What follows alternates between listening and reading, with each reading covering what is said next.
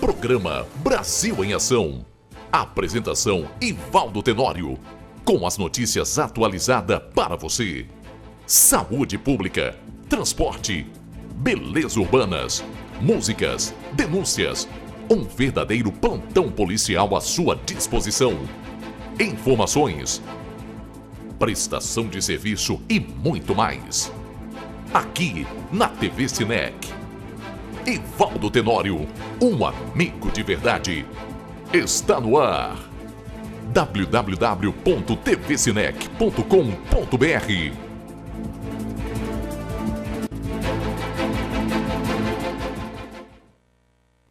Olá, muito boa noite, família brasileira. Para quem não me conhece, sou eu, o Ivaldo Tenório, e esse é o programa Brasil em Ação. Diretamente dos estúdios da TV Cinec para o Brasil e o mundo. O programa hoje está bom demais. Vamos falar de política, saúde, educação e muitas coisas bacanas, porque estou aqui com ele, o professor. Esse professor é o Douglas Izzo. Ô Val, vem pra cá, Val, para reforçar o nosso programa. Val, boa noite, Val, tudo bem, Val? Olá, uma boa noite a todos vocês que estão aí do outro lado da telinha. Eu peço a sua atenção. Nessa noite vai ser uma noite muito especial, onde vai ser esclarecido vários assuntos que talvez você esteja querendo saber. Então, nessa noite vai ser esclarecido através do professor... Professor Douglas Izzo, é isso? Riso, não é isso? Vamos chamar ele? Vem para cá, vem tirar a dúvida do povão que está lá do outro lado, que aguarda com tanto amor e carinho. Boa noite, Douglas, tudo bem? Boa noite, seja muito bem-vindo. Boa noite. Boa noite a você, Tenório, agradecer o convite de poder estar conversando aqui com aqueles que estão nos acompanhando aqui, na TV Cinec. TV Cinec. TV Cinec, o programa do nosso querido Tenório. Muito obrigado pela oportunidade de estar dialogando com os seus, a quem nos acompanha aqui pela TV Cinec. Douglas, a honra é toda nossa de recebê-lo aqui no programa Brasil em Ação. Aí eu pergunto, quem é o Douglas Izzo? Professor e o que mais, Douglas? Fala aí para nós. Douglas Izzo é professor da rede pública estadual, né? Eu sou professor da disciplina de Sociologia e de Geografia. Eu comecei a minha vida, Tenório, minha vida profissional, no ABC. Eu nasci em Diadema, né? Eu comecei a minha vida profissional na indústria metalúrgica, e lá na indústria metalúrgica a gente já fazia a luta, organizava os trabalhadores através da CIPA, das comissões de fábrica, lutando sempre pelo direito do trabalhador. Em 92, fiquei de 80 a 92 aqui no ABC, né, atuando como metalúrgico. Em 92, eu ingressei na rede pública estadual como professor. Primeiro aqui na cidade de Diadema, aqui pertinho da onde que nós estamos aqui, nos estúdios da TV Cinec, e depois me transferi, né, para Itaquaquecetuba, onde eu estou até hoje. Sou dirigente da POSP, o Sindicato dos Professores do Ensino Oficial do Estado de São Paulo. Em 2013, passo a ser vice-presidente da CUT São Paulo. Em 2015, eleito presidente da CUT São Paulo. Em 2019, reeleito. E um detalhe, viu, Tenório? Eu fui eleito num congresso no mesmo dia em que o presidente Lula foi solto, né, da prisão lá de Curitiba, que a gente fala que foi um sequestro, porque foi uma prisão ilegal de um processo que não tinha fundamento. Então, nesse dia, foi o congresso que me reelegeu. Praticamente não teve congresso. Abrimos o congresso, elegemos a direção da CUT São Paulo e tomamos a posse no sindicato dos metalúrgicos aqui no ABC, em São Bernardo do Campo. Um dia muito especial para nós, do movimento sindical e todos aqueles que defendem a democracia e defendem a justiça. Ô Douglas, vamos falar um pouco sobre a saúde pública desse Brasil, vamos lá? Como é que você vê a saúde pública no Brasil, Douglas? Tenório, eu acho que é importante a gente entender que nós temos o maior sistema público de saúde do mundo, né? E que aqui no Brasil o atendimento é universal, né? Você atende desde o presidente da República até o morador de rua aqui. Se ele tiver um problema, ele vai ter o tratamento gratuito. Agora, o que nós precisamos na saúde no Brasil? Nós precisamos aprimorar, nós precisamos de mais recursos para a saúde, porque para a saúde conseguir resolver alguns problemas e alguns gargalos que existem na saúde pública no Brasil.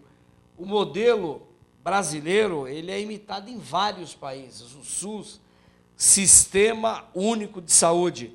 Aliás, quero parabenizar todos aqueles que são profissionais da saúde que estão nos acompanhando, porque a saúde, o Sistema Único de Saúde foi fundamental para que nós pudéssemos combater o coronavírus aqui no Brasil. O Brasil que comprou essas vacinas com atraso em relação aos outros países e que hoje praticamente 87% da população brasileira já tomou pelo menos a segunda dose, e aqueles que são mais senhores como eu, e como eu também, claro, já tomou 4 doses, e graças a Deus a gente observa que depois da vacina, né, você tem uma queda expressiva, né, nas mortes em decorrência do Covid-19. Tudo isso porque nós temos um dos maiores sistemas de vacinação do mundo e a responsabilidade é do SUS. Então, parabéns aí aos profissionais da saúde que trataram da vida dos brasileiros e que rapidamente conseguiram vacinar o povo brasileiro. E o Brasil hoje, mesmo com toda a atrapalhada do governo federal, conseguiu vacinar a maior parte da população brasileira e, graças a Deus, nós combatemos aí muito bem aí esse coronavírus. Ô Val, faz alguma pergunta aí para o Douglas Iso. Então, a pergunta seria a respeito dos valores abusivos da alimentação. Então, Val, né? Isso, Val. É assim, nós vivemos num país que é um dos maiores produtores de produtos agrícolas, de commodities do mundo. O Brasil está entre os países maiores produtores de produto agrícola. Infelizmente, primeiro, o alimento está caro, e segundo, você vive num país onde que você tem um número muito grande de pessoas famintas, né? Porque a produção brasileira é priorizado para exportação. A exportação é a prioridade da produção agrícola brasileira e faltam alimentos para o povo brasileiro. E quando há escassez de produção, o que acontece? Nós temos a alta de preços e um pouco também pela sazonalidade, né? Então, você tem períodos ou que chove demais ou que chove de menos, então acaba tendo um impacto no preço dos produtos de primeira necessidade no Brasil. E é importante a gente também ressaltar, né, que os preços, a variação do preço dos combustíveis também tem um impacto muito grande no preço dos alimentos, porque os alimentos são produzidos e são transportados até o supermercado, e com o preço da gasolina nas alturas, né, acaba tendo um impacto no preço dos alimentos. Mas é um absurdo, Tenório e Val, o Brasil, um país continental, um país que está entre os maiores produtores agrícolas do mundo, e a gente conviver com a fome, né? Conviver com a fome, todos nós, eu tenho certeza que a TV Sinec aqui também fez, as igrejas, os sindicatos, as associações, durante a pandemia, fizeram ações aí para fazer marmitex, entregar a cesta básica, porque o número de famintos no Brasil é muito grande. São 36 milhões de pessoas que passam fome. E nós estamos aqui na cidade de São Paulo, a maior cidade da América Latina, e o que a gente observa lá no centro da cidade é um número muito grande de pessoas desalentadas, né? E não são usuários de drogas. Então a gente tem uma parte ali que são a Cracolândia, são aqueles que infelizmente, né, são usuários de drogas, mas hoje a gente vê famílias, pessoas que não podem pagar aluguel, pessoas que estão passando fome, e são mais de 36 milhões de brasileiros. Então é lamentável que um país rico, que um país que tem o potencial que tem e que exporta commodities, exporta produtos agrícolas, as pessoas no Brasil passam fome. Douglas, agora vamos falar sobre o desemprego nesse Brasil. A culpa é de quem? Vamos lá. A culpa é de uma política equivocada do governo. Primeiro, Tenório, o governo, tanto o governo anterior, do Michel Temer, como o atual governo, mentiu para a população, né? Qual que era a história? Que se fizesse uma reforma trabalhista que representou a flexibilização de direito dos trabalhadores no Brasil, por exemplo, hoje estabelece que o que é negociado entre as partes vale mais do que está na lei. Então, Tenório, num país que é um país onde que tem o número de desempregados que nós temos, é claro que na negociação entre o patrão e o empregado vai prevalecer o desejo do patrão. Eles, com a reforma trabalhista, eles praticamente acabaram com as ações e desmontaram a justiça do trabalho no Brasil. Com a reforma trabalhista, eles tiraram as homologações que eram feitas nas empresas, no sindicato, passou a ser feito nas empresas. Então, nós tínhamos, antes da reforma trabalhista, 40% das homologações voltava, porque a conta estava errada. Agora é feito na empresa, então ninguém sabe, ninguém viu. Então, eles mentiram. Eles disseram o seguinte: vamos fazer a reforma trabalhista e vai gerar emprego no Brasil. Além de não gerar emprego, aumentou o desemprego. Hoje nós temos 12 milhões de trabalhadores desempregados. Hoje nós temos 32 milhões de brasileiros que vivem na informalidade. Meu Deus! Um dia trabalha, o outro dia não trabalha. E por que nós estamos no desemprego? É claro que existe uma crise mundial, mas nós temos um governo que não governa, um governo que ele não consegue apresentar saída para os problemas brasileiros. Parece que vive no mundo da carochinha, né? Não apresenta mundo da fantasia. Isso é uma barbaridade. Acabou de falar aqui na Marcha para Jesus que ele acabou com a corrupção no Brasil. Agora acabou com a corrupção no Brasil. Acabou não? Acabou? Na verdade, a corrupção não é investigada, porque todos que estão nos acompanhando sabem que existia um esquema de corrupção lá no Ministério da Educação e Cultura e que nós estamos, a oposição no Congresso Nacional quer aprovar uma CPI para investigar a compra de ônibus superfaturado, a compra de livros superfaturados, o lobby de setores da sociedade, de alguns pastores, que negociava uma propina leve aí para liberar recursos para os municípios. Então, não está tendo investigação. O governo está fugindo dessa investigação. Então, se não tem investigação, é por isso que ele está falando que acabou a corrupção no nosso país. Então, é um governo que não governa para os pobres, é um governo que tem governado para os ricos e que não tem tomado as medidas necessárias para combater a grave crise econômica, que é verdade, acontece no mundo todo, mas não acontece na dimensão do que está acontecendo no Brasil.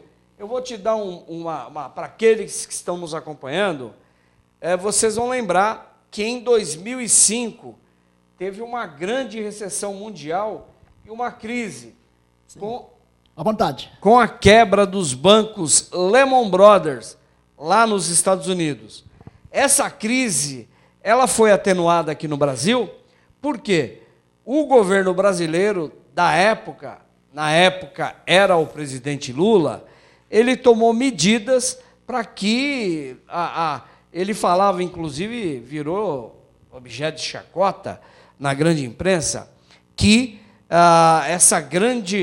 esse tsunami seria uma marolinha no Brasil, como de fato foi, porque o governo tomou as medidas necessárias para preservar a economia brasileira, manter a atividade econômica, manter a geração de emprego e renda.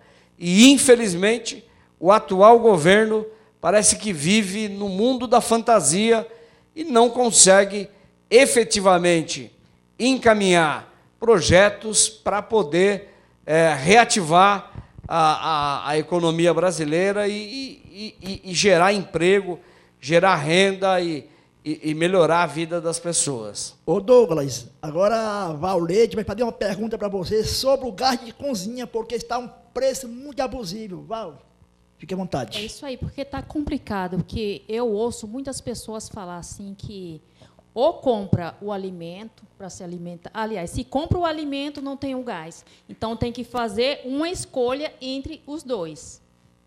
Então, realmente... Tá bem complicado.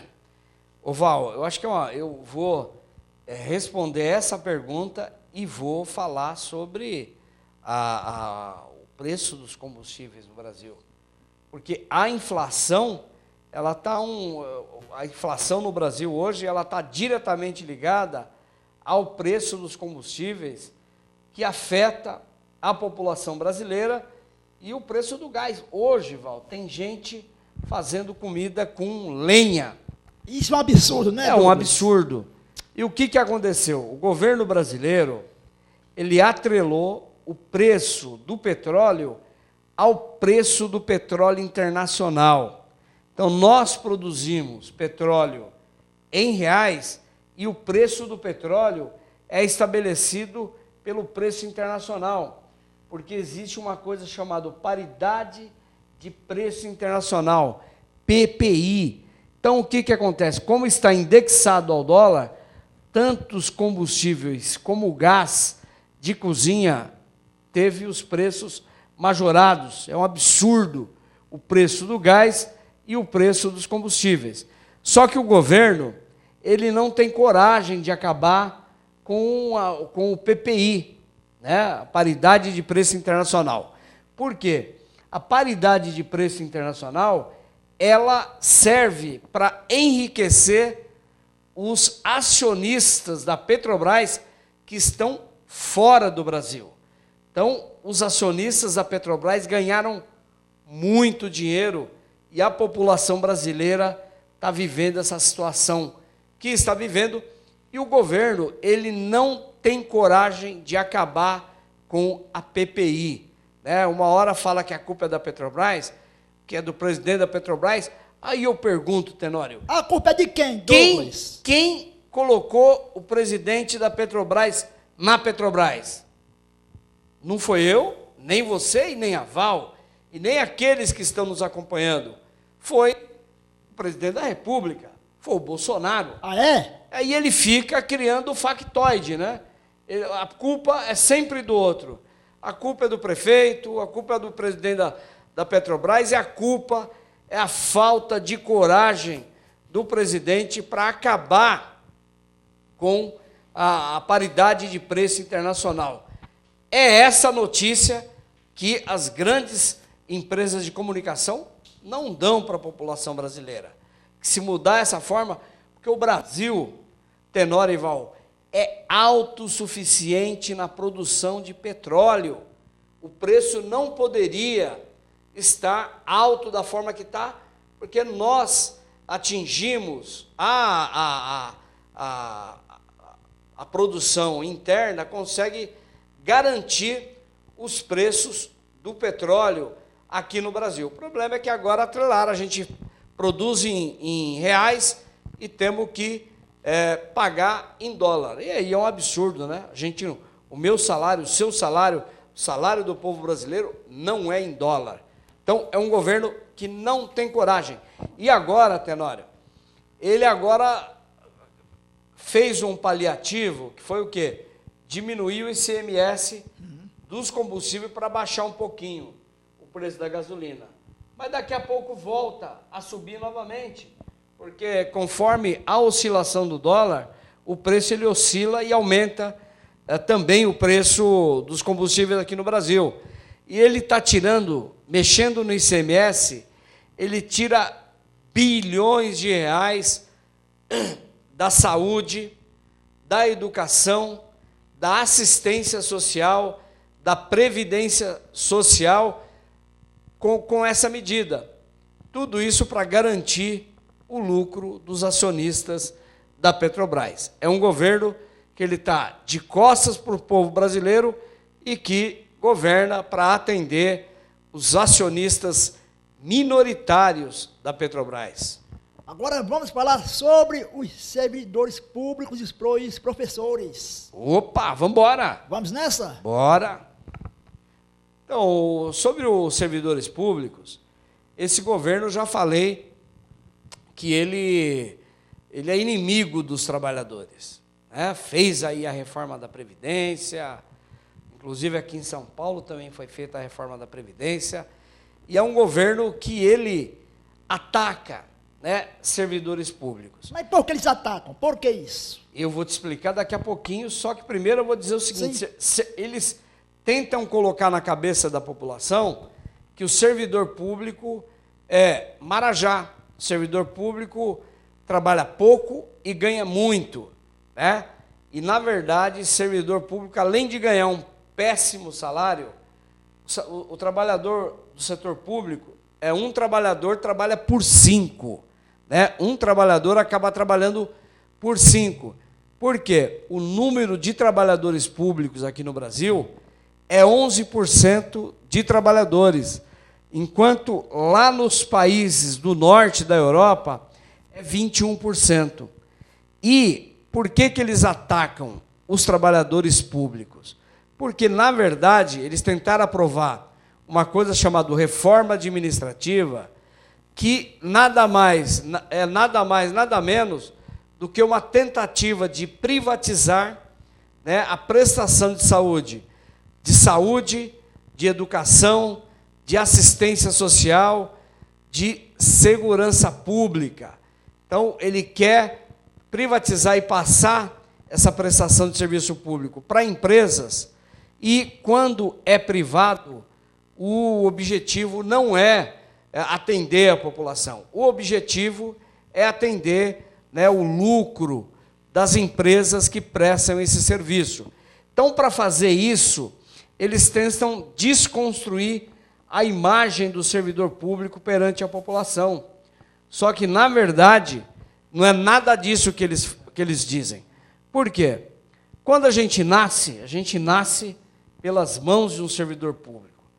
Primeiro contato que a gente tem na vida é com um servidor público, ou com uma enfermeira, ou com um médico, né? Aí a gente cresce, entra na escola, é um servidor público que ensina você ali ler e escrever, A escola forma o jornalista, o advogado, o médico, o presidente, o prefeito, o vereador, o deputado, né? Se você fica doente durante a sua vida, é um servidor público do SUS que vai cuidar de você.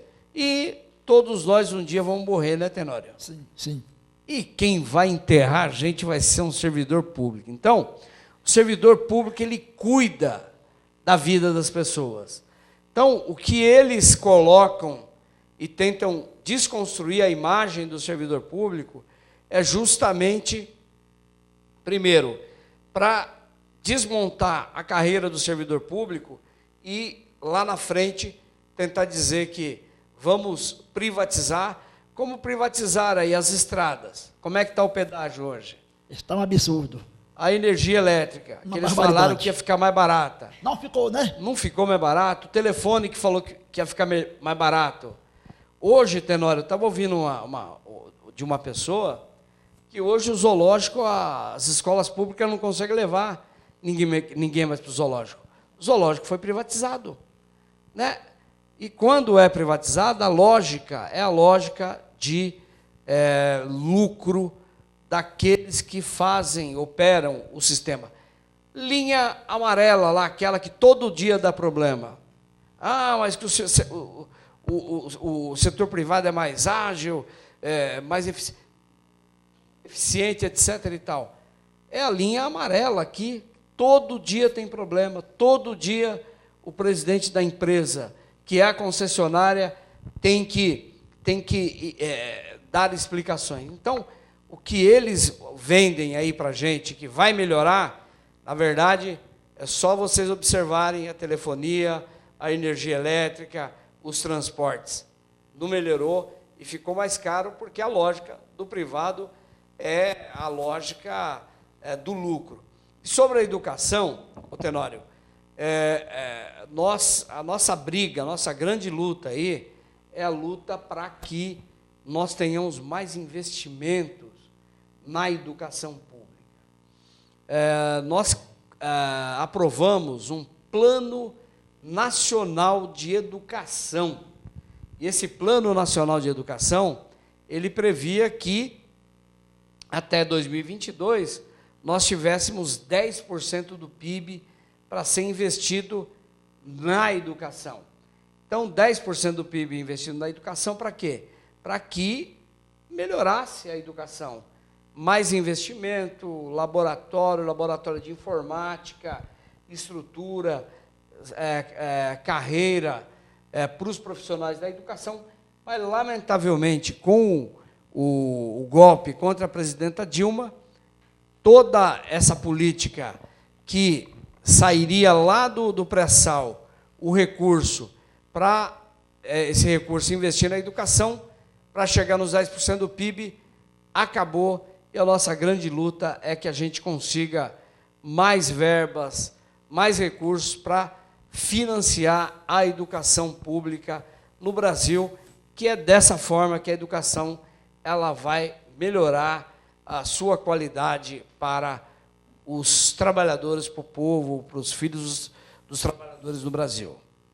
Douglas, deixa eu te falar, você está indo muito bem, e o pessoal que está nos assistindo estão entendendo muito bem o que você está falando. Você está vendo essa caixinha aqui, ô Douglas? Em que significa essa caixinha aqui?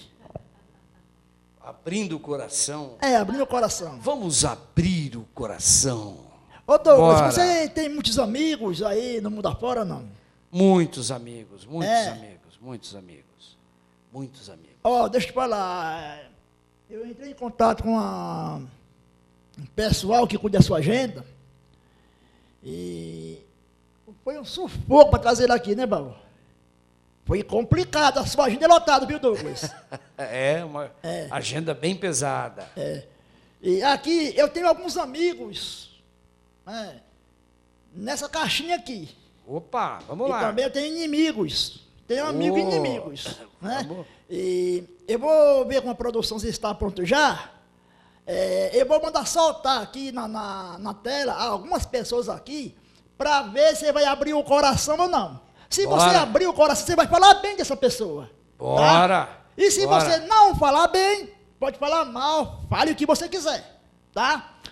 Vamos para a primeira pessoa, vamos lá? No quadro Abrindo o Coração. Douglas, você abre o coração para essa pessoa aí, ó.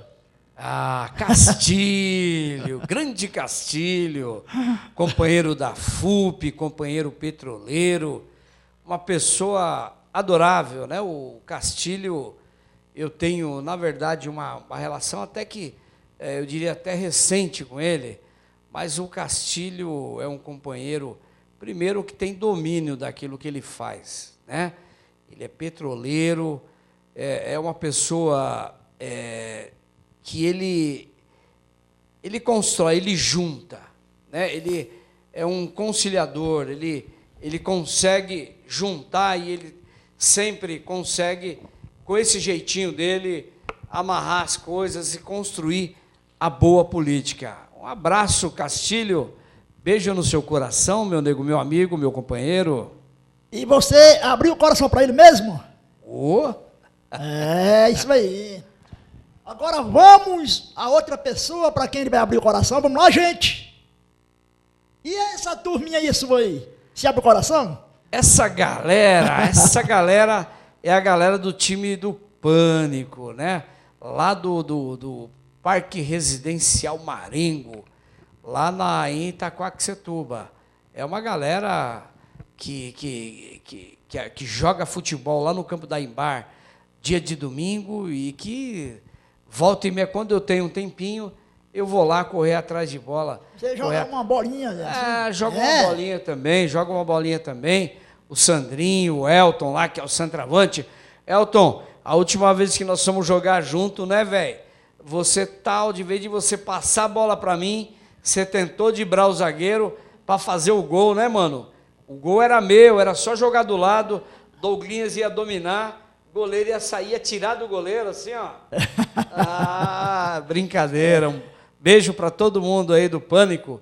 Semana passada o Pânico ganhou um campeonato. Foi um churrascão lá no Marengo, lá no bar do Elton. Eu queria apresentar aqui o seu assessor. Pode não? Você quer aparecer aqui, ô Alexandre? Vem aí, por favor. Ei, Alexandre. Vou atrás. Olha, muito obrigado aí por trazer o homem aqui, viu? Boa noite, tudo bem? Fique à vontade, vem aqui. Boa noite, Alexandre, tudo bem? Tudo bem, boa tarde. Boa tarde. Boa noite. É boa noite já, né? Já passou das 18. Boa noite, seja muito bem-vindo. É um prazer enorme e ter o privilégio de recebê-los nessa noite aqui e de esclarecer, tirar a dúvida de muitas pessoas que estão do outro lado da telinha nos acompanhando. Principalmente nesse exato momento, tem uma multidão de gente nos acompanhando através da rede social lá no Nordeste. A minha irmã Adriana, lá da cidade de Águas Belas, e várias pessoas estão na live nos acompanhando. Ô, Adriana! Beijão pra você, Adriana! Ô, Alexandre, o rapaz aí, ele é polêmico, não é? Também. Ele é realista, Muito, ele é transparente, muito. ele fala a verdade? Sim. Pronto, só isso que eu queria saber. Bora. Então, senta lá no sofá, Vamos lá. daqui a poucos instantes. Eu vou contar uma história do Alexandre. Você quer saber À vontade. Causo Sim, também? fique à vontade. Rapaz, o Alexandre, ele foi assessor meu lá na CUT. Ah, é? Você sabe que eu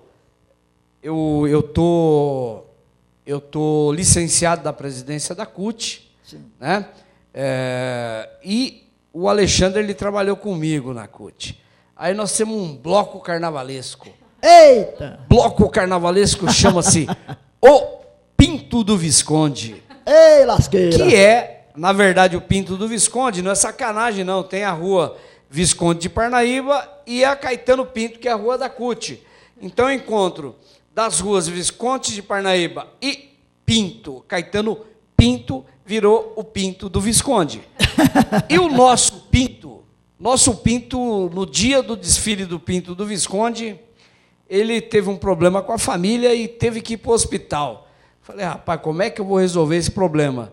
Aí dei uma olhada no Alexandre assim, falei, rapaz, mesma altura, parecida com o Pinto. É, Alexandre. Aí eu falei, e aí, Alexandre, você vai? Não, rapaz, aqui não tem esse negócio, não. chamei todo mundo, eu falei, vamos fazer uma assembleia. Quem vota aqui para o Alexandre ser o nosso Pinto, no Pinto do Visconde? Aí todo mundo votou. Contrários, aí só ele que votou em abstenções. Aí virou o nosso Pinto, Alexandre Trindade, o Pinto do Visconde. Ei, lasqueiro do pagode! Revelou o segredo de Alexandre. Revelou o segredo. Ele achou, achou que não fosse revelar, olha Viu? só. Alexandre, nosso programa é meio bagunçado assim mesmo, mas o povão gosta, viu? Graças a Deus. Agora vamos mais uma pessoa para ver se o Douglas vai abrir o coração. Vamos lá, gente? Bora. E essa turminha aí? Essa turminha muito especial, eu vou falar de cada um deles. Um eu já falei, que é o nosso Castilho, que é de Osasco. Agora eu vou começar da direita para a esquerda. O Paulo Afonso foi presidente do sindicato dos sapateiros lá de Franca. Do lado dele tem a Lourdes Estevão, uma trabalhadora aqui do Hospital do Campo Limpo, aqui em São Paulo, dirigente do Sindicep, Sindicato dos Servidores Públicos Municipais. Ao meu lado direito ali, de camisa vermelha, a Cristina Machado, que foi vice-prefeita lá da cidade de Jacareí, militante aí da Igreja Católica, militante das causas sociais, dos direitos humanos, ambientalista. E, mais à esquerda, a nossa querida Alessandra, que a Alessandra, ela é trabalhadora rural, ela é lá de Barretos, cidade de Barretos. Então, essa turminha que vocês viram aí, eu abro o coração, por quê? Eles estão construindo aqui no estado de São Paulo um projeto diferente. É uma pré-candidatura coletiva, é uma bancada sindical e popular. São 3 homens, 3 mulheres, são 6 visões de mundos diferentes, educação, saúde, petroleiro, trabalhador rural, psicólogo.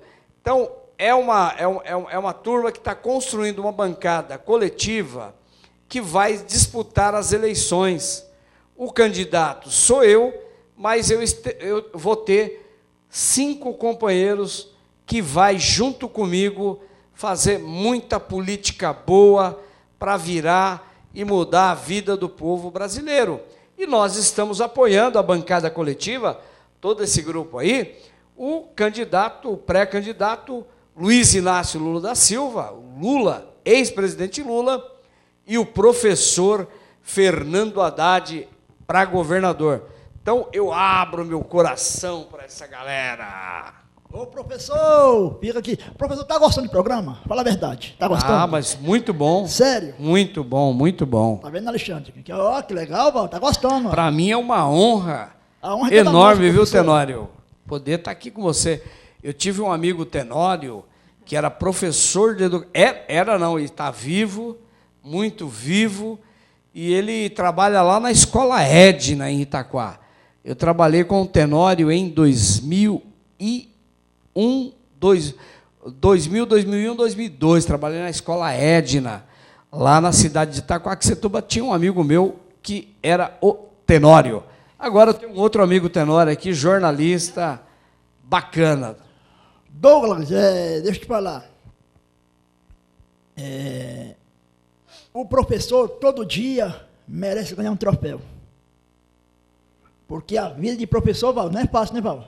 Não é fácil, porque é uma pessoa que está ali se dedicando na educação, filho de outras pessoas, cuidando com tanto amor, com tanto carinho, não é verdade? Por exemplo, a nossa filha chega em casa, conta tudo o que aconteceu na escola, a forma que os professores tratou ela, com muito amor e carinho. Então, a criança vai crescendo com aquilo na mente, né? E ela nunca esquece o rostinho daquele professor que tratou dele com tanto amor, com tanto carinho, não é verdade? Val, você falou eu vou contar Fique alguns vontade, causos. professor. Vontade. Causos, né? Primeiro que professor é vocação, né? As pessoas que estão aí no magistério estão porque gostam, e você tem que gostar de pessoas, porque é muito difícil.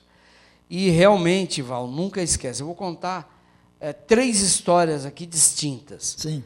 Eu, há cerca de 20 anos atrás, eu fui num congresso lá em Blumenau. Aí, congresso é bom, à noite fui num forrozão, dançar um vaneirão.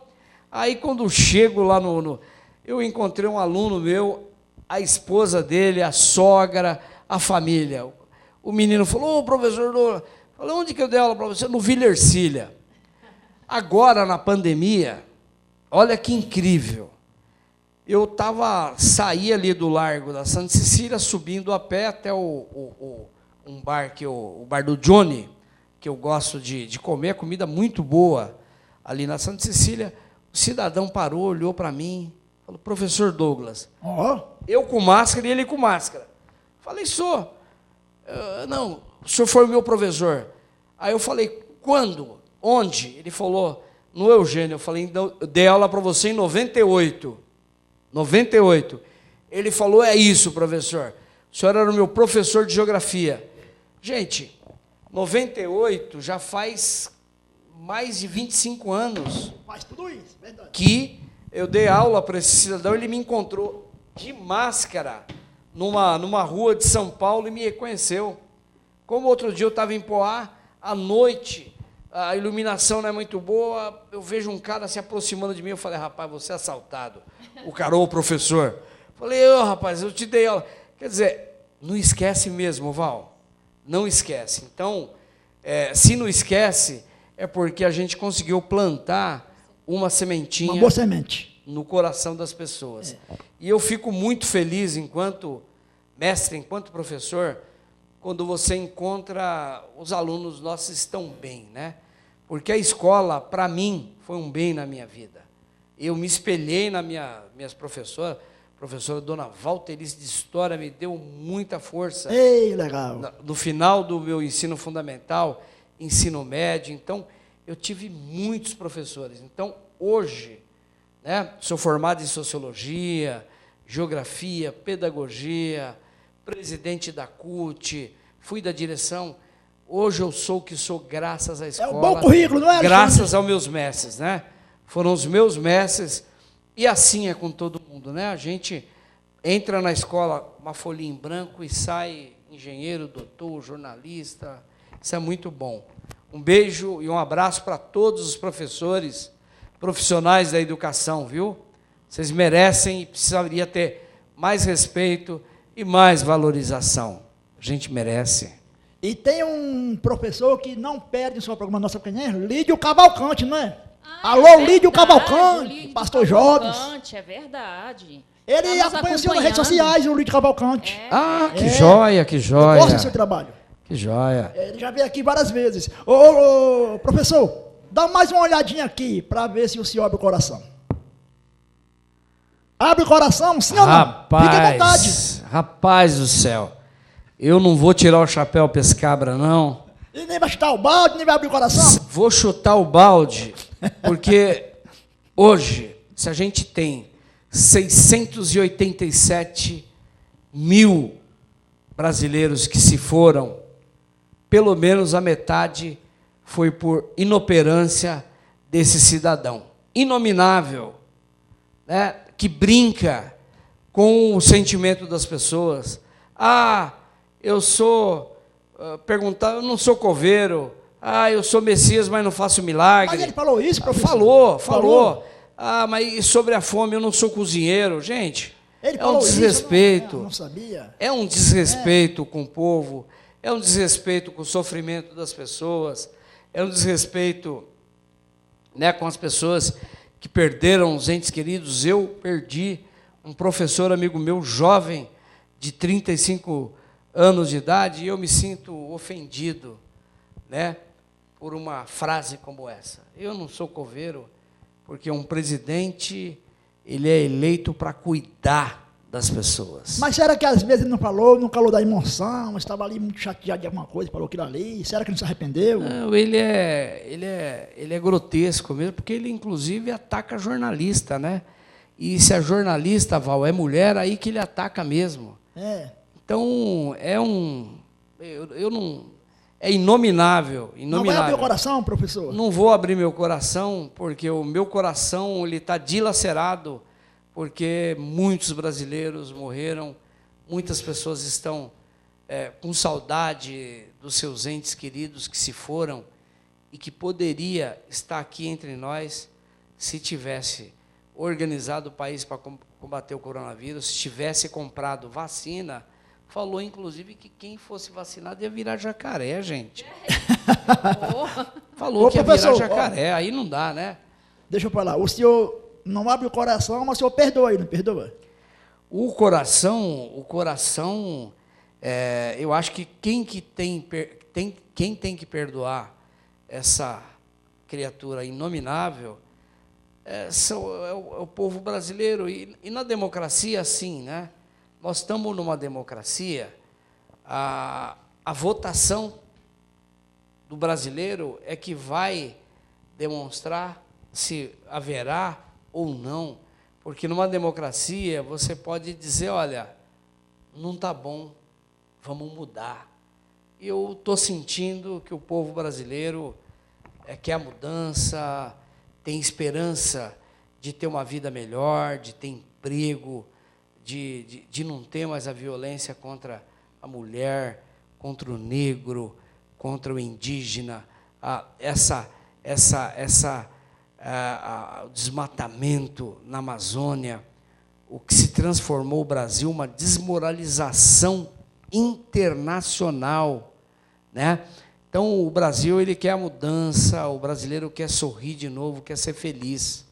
Então, numa democracia, ou você mantém, ou você muda. E o sentimento do povo é de mudança, viu? De mudança. Ô, Val, vê aí se o professor vai abrir o coração para alguém que vai aparecer aí agora, vai. Pede para a Janaína. Próximo, Janaína, vamos ver para quem ele abre o coração, se abre ou não. Se abre o coração, professor? Rapaz, eu sim acho ou não? Fique à vontade. Eu acho que eu vou até me emocionar. Mas por que se emocionar, professor? Cidadão.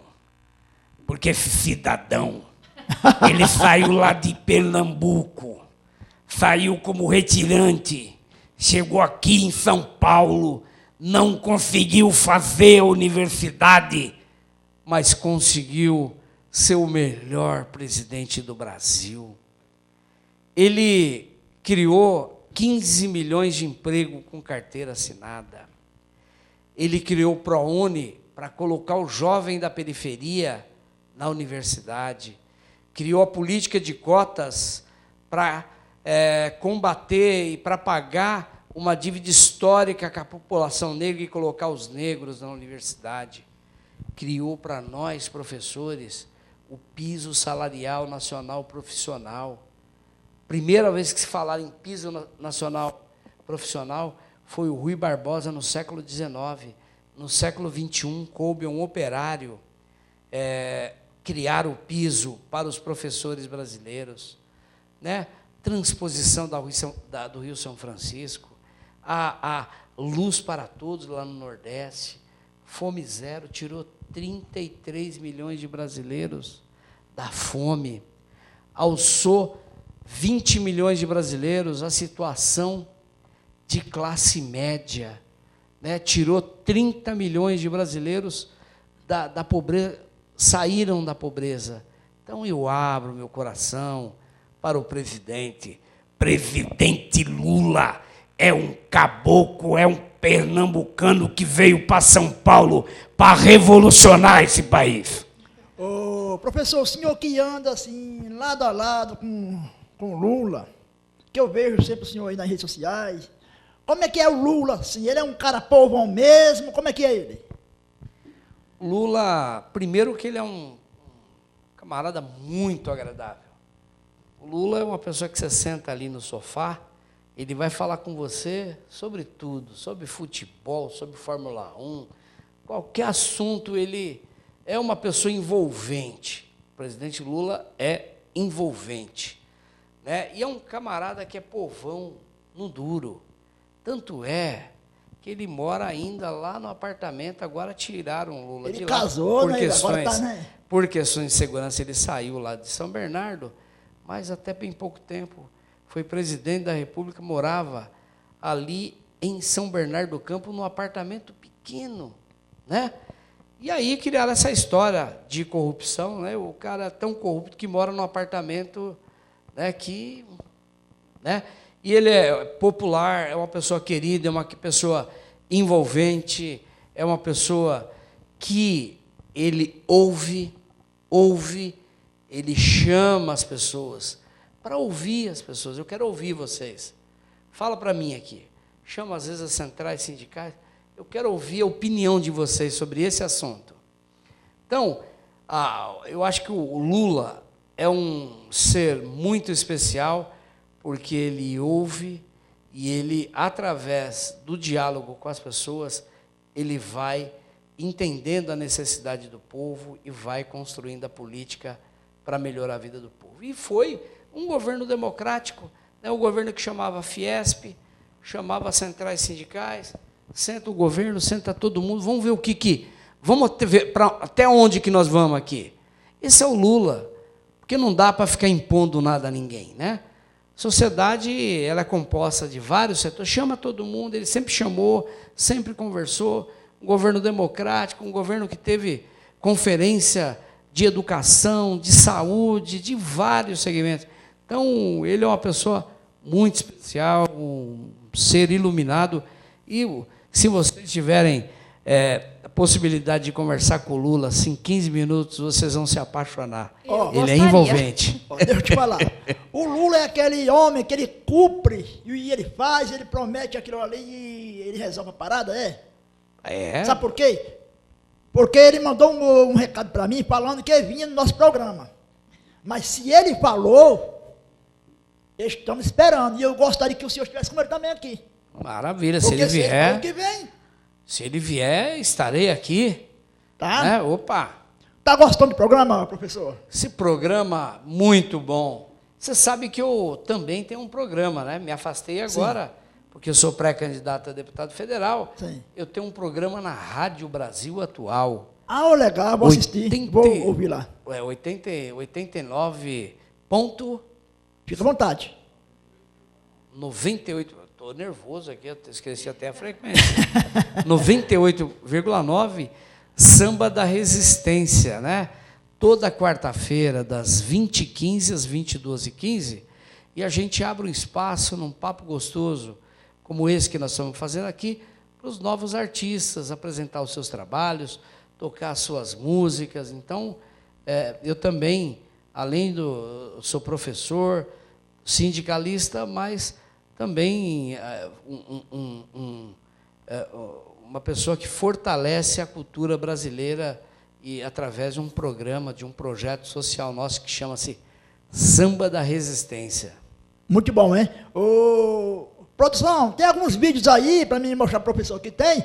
Professor, eu vou soltar alguns vídeos aqui para o senhor comentar sobre algum trabalho seu, pode ser? Ok. Vai lá, produção. Sou o Douglas Iso, professor da Rede Pública Estadual. Vim aqui falar com vocês hoje sobre política pública no Brasil, educação pública gratuita e o SUS. Eu não sei se vocês conhecem esse cidadão, General Peternelli, do Partido União Brasil. Pois é, ele apresentou uma proposta de emenda constitucional para pagamento de mensalidade em universidades públicas. Veja bem, primeiro, o que esse general entende de educação? Segundo, na verdade, ele, assim como o atual governo, direciona o Estado brasileiro para entregar para a iniciativa privada para ter lucro e jamais pensando em atender as necessidades do povo brasileiro. Produção, parou aí, produção, um pouquinho, para aí um pouquinho. Pode comentar, professor.